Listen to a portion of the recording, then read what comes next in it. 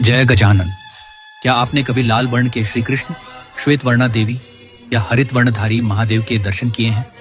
या महादेव के ललाट पर ऊर्ध्वपुंड्र, श्री कृष्ण के मुख पर भस्म अथवा देवी के मस्तक पर त्रिपुंड्र?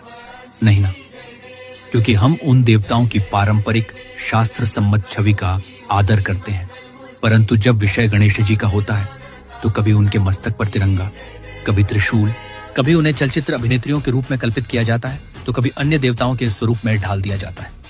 अब तो कृत्रिम बुद्धिमत्ता एआई के माध्यम से भी बाप्पा के स्वरूपों के साथ अनुपयुक्त प्रयोग किए जा रहे हैं। उनके मुखमंडल, नेत्र और सूंड तक को विकृत कर दिया जाता है। परिणाम स्वरूप एक ऐसा रूप प्रस्तुत होता है जो न तो शास्त्रानुसार है, न ही सौंदर्य परख। आज के युग में कलात्मक स्वतंत्रता के नाम पर हमने एक विचित्र प्रदर्शन आरंभ कर दिया है।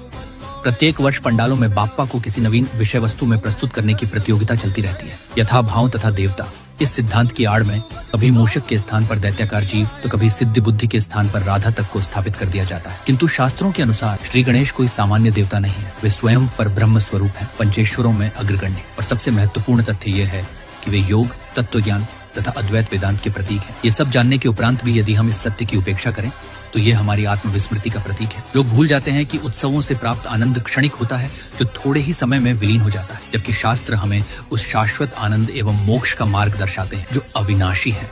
गणपति बाप्पा के वाहन से लेकर उनके नेत्रों तक प्रत्येक प्रतीक का एक गहन तात्विक अर्थ है। इन प्रतीकों के साथ अनधिकृत परिवर्तन करना, उस अर्थ का अपमान करना है। इसलिए आवश्यकता है कि हम अध्ययन करें और समझें, और करें ऐसी भक्ति जो केवल उत्सव न होकर आत्म जागरण का माध्यम बन जाए। तभी हम अपने समाज, मूर्तिकारों एवं पंडालों में सत्य के प्रति सजगता का संचार कर सकेंगे। श्री गणेशाय नमः।